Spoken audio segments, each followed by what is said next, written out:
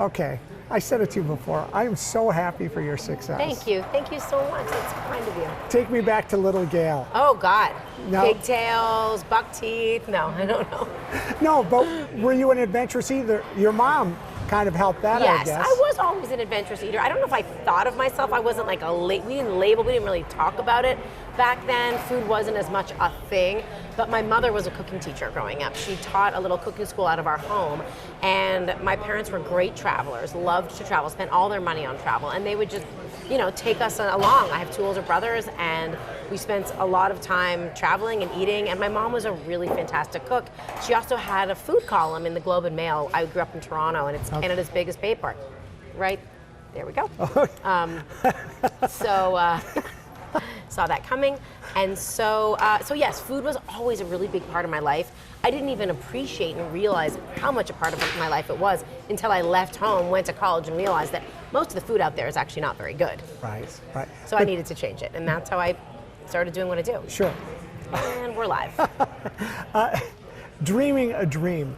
Could you have ever envisioned this life you have now? Never. Mostly because it didn't exist. I mean, when I graduated college and started to figure out what I wanted to do for a living, there wasn't food television. There certainly wasn't reality cooking competitions. There might have been Iron Chef Japan, sort of in its infancy, the original show, but being on food television never crossed my mind. I wanted to write, I wanted to be a journalist, and I pursued that for many years. Still do in a lot of ways, but the idea of what food media is now is totally different than what it was then. So it was never even like in my purview. I credit that I just stayed curious and just kept walking through the doors that opened to me and making sure that they knew I was there. What do you tell your children? I mean, it's limitless. It's funny actually. My daughter is almost 10 and is very aware of what I do. She has no interest in watching Top Chef whatsoever. Her line when anyone asks her is, "I'm sick of her face." So that's nice. No, I just think that for her, that's a different me. That's not mommy. It's like the hair and the makeup and the seriousness of the role. And she likes to think of me how I am at home, making her breakfast in the morning, taking her to school. But she loves being on set. And she's grown up on the set. I was on this show for 10 years before I had children. And so she was born into it. And she's been on every set pretty much we've ever had since she was born, except for Houston, because that was in the middle of the pandemic and I didn't bring her. But even in Portland, she didn't get on the set that season, but when we shot at the really beginning of the pandemic in Portland, she was, with us for 10 weeks. So she is like very aware and excited about it. I think she's very proud. My son is 5. He's a great eater. He knows, he talks about Top Chef, but doesn't even know what it is. I mean, he has no idea. He comes on set and looks around and isn't very interested. He's sort of too young to figure out what it all really means. What was your thought about Milwaukee? What did you know about Milwaukee before this?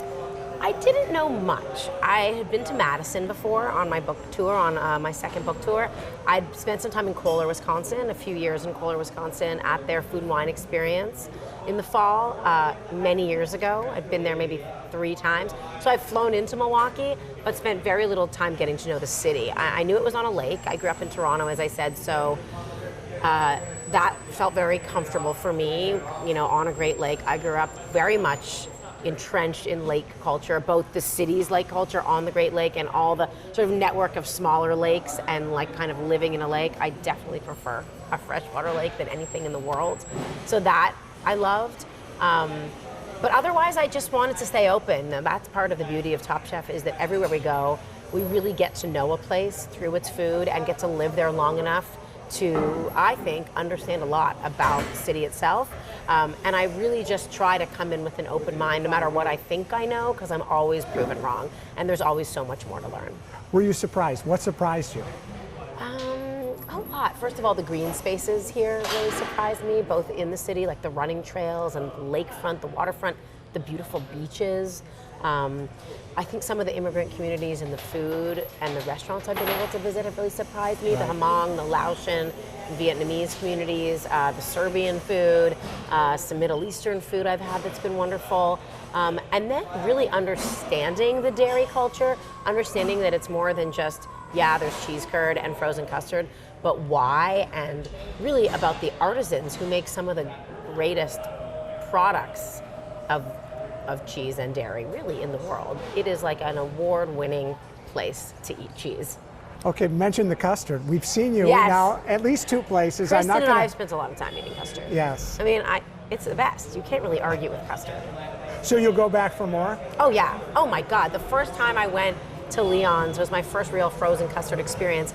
We had just finished lunch. We drove by. We stopped in, got a cone, and Kristen and I were like screaming at each other.